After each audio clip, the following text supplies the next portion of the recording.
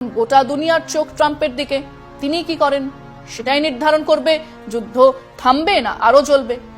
সমস্যা হলো তিনি যদি যুদ্ধে না নামেন তাহলে ইসরায়েল ধ্বংস হয়ে যাবে, আর তিনি যদি যুদ্ধে নামেন তাহলে রাশিয়া চীন মিলিত প্রতিরোধ গড়ে তুলবে, যা পৃথিবীকে এক তৃতীয় যুদ্ধের দিকে নিয়ে যাবেই। এই মধ্যপ্রাচ্যের সংঘাতের ইতিহাসের পাতা উল্টালে দেখা যাবে অনেক বছর ধরে ইসরায়েল ইরানের পরমাণু বিজ্ঞানীদের হত্যা করে আসছিল, যাতে ইরানের পরমাণু কর্মসূচি থেমে যায়। এমনকি সাম্প্রতিক যুদ্ধ শুরুই হয়েছিল 13 জুন বেশ কিছু ইরানের বৈজ্ঞানিককে হত্যা করে। এবার উল্টো ঘটনা ঘটেছে, ইসরায়েলের বিজ্ঞানীরাই টার্গেটে।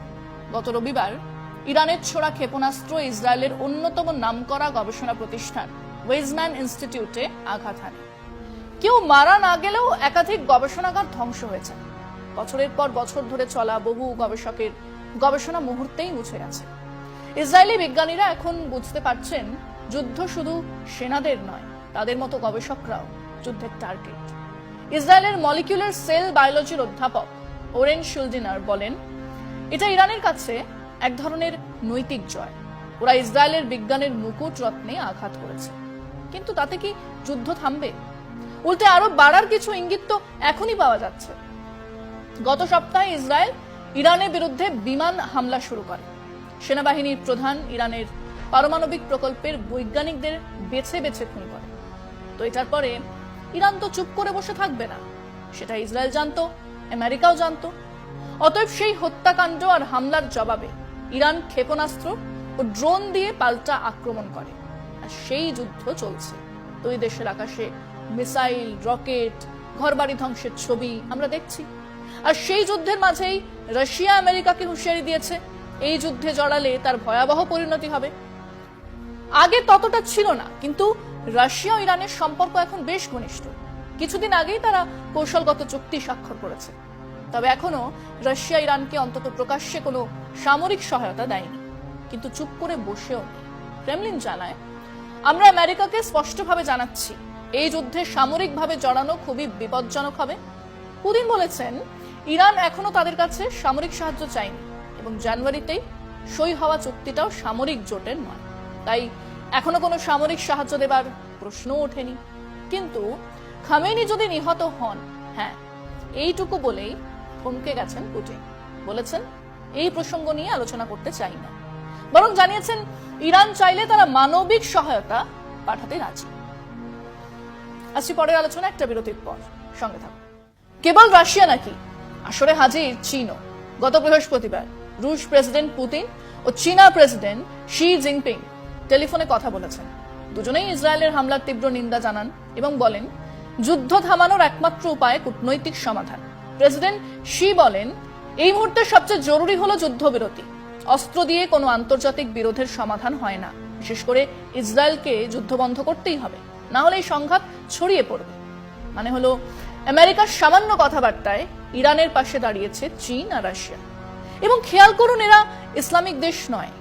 বিপদ তো তখন আরো বড় হবে যখন সারা বিশ্বের ইসলামিক দেশের মানুষের চাপে তাদের সরকারগুলো মাঠে নামবে।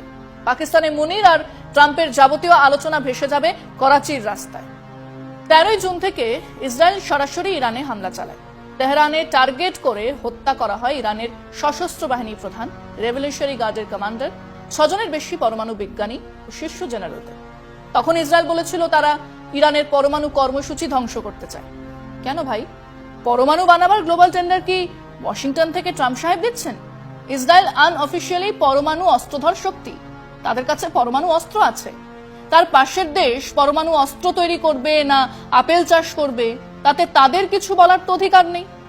আসলে এই এক ধরনের ডিসক্যাপিটেশন স্ট্র্যাটেজি, অর্থাৎ গোটা রাষ্ট্রের মাথা কেটে ফেলার চেষ্টা। স্বাভাবিকভাবেই ইরান দ্রুত ঘুরে দাঁড়িয়েছে। একই দিনে শত শত ব্যালিস্টিক মিসাইল ছুড়েছে ইসরায়েলে। হাইফার তেল শোধনাগার, ওয়েজম্যান ইনস্টিটিউট এবং বিয়ারশেভার সারোকো হাসপাতাল সহ বহু জায়গা বিধ্বস্ত। মাথায় রাখুন ইসরায়েলের ম্যাপ আর ইরানের ম্যাপ। মাথায় রাখুন ইসরায়েলের জনসংখ্যা আর ইরানের জনসংখ্যা। মাথায় রাখুন ইরানের 1000 বছরের ইতিহাসে তাতার, মোগল, হুন, শকদের আক্রমণ, তারা এসব পেরিয়েই দেশে আছে। ইসরায়েলি ডিফেন্স ফোর্সের দাবি, আমরা আকাশের নিয়ন্ত্রণ প্রতিষ্ঠা করেছি। তারা নাকি তেহরানের আকাশে সম্পূর্ণ নিয়ন্ত্রণ নিয়েছে। ইরানের 1/3 মিসাইল লঞ্চার ধ্বংস করে দিয়েছে। তবুও ইরান প্রতিদিন ডজন ডজন ব্যালিস্টিক মিসাইল ছুঁড়ে যাচ্ছে, যা ইসরায়েলের প্রতিরক্ষা ব্যবস্থাকে ভীষণভাবে চাপে ফেলেছে। অন্য কেউ নয়, 18 জুন এক মার্কিন কর্মকর্তা বলেন, ইসরায়েলের অ্যারো মিসাইল প্রতিরক্ষা ব্যবস্থা প্রায় শেষ হয়ে আসছে। আমেরিকা স্টকও দ্রুত ফুরিয়ে যাচ্ছে। হ্যাঁ, ভেঙে পড়ছে আয়রন ডোম, শেষ হচ্ছে যুদ্ধের রসদ। দেওয়ালে দেওয়ালে আবেদন, mister president, now finish the war. রাষ্ট্রপতি, এবার আপনি যুদ্ধটাকে শেষ করুন। কোন রাষ্ট্রপতি? পাশের ছবি ডোনাল্ড ট্রাম্পের। হ্যাঁ, আপাতত ইসরায়েলের ভরসা। তাকিয়ে দেখুন ওই মধ্যপ্রাচ্য জুড়ে থমথমে অবস্থাটার দিকে। জর্ডান চুপ করে দেখছে মিসাইলের আনাগোনা। হিজবুল্লাহ, হামাস থেকে হুথি, কেউ কোনো কথা বলছে না। অন্য কিছু চলছে সেখানে? নিশ্চয়ই চলছে।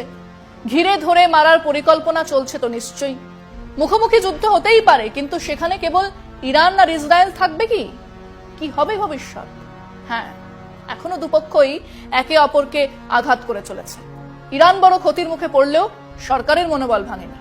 এমনকি সরকারের সমালোচক, শান্তিতে নোবেলজয়ী নার্গিস মোহাম্মদী পর্যন্ত ইসরায়েলের বিরুদ্ধে মুখ খুলেছেন। এখন সময় আরো একটা বিরতির, সঙ্গে থাকুন। ইসরায়েল আকাশে স্বাধীনভাবে হামলা চালাতে পারছে, কিন্তু ইরান তাদের থেকে 75 গুণ বড়। ইরানের হাতে হাজার হাজার মিসাইল আছে, আর ইসরায়েলের হাতে নেই সেই শক্তিশালী বোমা যা দিয়ে ইরানের শক্ত দুর্গ নির্মিত পরমাণু কেন্দ্রগুলো ধ্বংস করা যায়। কাজেই এখন সব্বার চোখ যুক্তরাষ্ট্র কি করবে। ট্রাম্পের সিদ্ধান্তই কি নির্ধারণ করবে যুদ্ধের ভবিষ্যৎ? ইসরায়েল চায় যুক্তরাষ্ট্র সরাসরি যুদ্ধে নামুক। প্রেসিডেন্ট ট্রাম্প ইতিমধ্যে ইরানের কাছে নিঃশর্ত আত্মসমর্পণ দাবি করেছেন। জবাবে খামেনি স্পষ্ট বলেছেন, তারা কখনোই আত্মসমর্পণ করবেন না, উল্টে যুক্তরাষ্ট্র জড়ালে তার ভয়ঙ্কর পরিণতি হবে। মানে অন্তত প্রকাশ্যে ইরানকে এতটুকুও ভীত দেখাচ্ছে না। এখন ট্রাম্পের হাতে দুটি রাস্তা। এক, নেতানিয়াহুকে থামানো, যুদ্ধ বন্ধ করা। ইরান তো বলেইছে ইসরায়েল হামলা বন্ধ করলেই তারা মিসাইল ছোড়া বন্ধ করবে। 2, যুদ্ধ চালিয়ে যাওয়া, কিন্তু তার মানে হবে ইরান আরো আঘাত করবে, আর নেতানিয়াহুর ঘরে বাইরে চাপ বাড়বে। একলা ইসরায়েল বেশি দিন এই যুদ্ধ টানতে পারবে না। তাহলে পরের অপশন হলো মার্কিন যুক্তরাষ্ট্রের যুদ্ধে নেমে পড়া। যদি যুক্তরাষ্ট্র যুদ্ধে নেমে পড়ে, ইরানের সামনে 3টি উপায় তো খোলাই আছে। 1, মার্কিন ঘাঁটি লক্ষ্য করে আক্রমণকে ছড়িয়ে দেওয়া। পশ্চিম এশিয়ায় 40,000 মার্কিন সেনা আছে।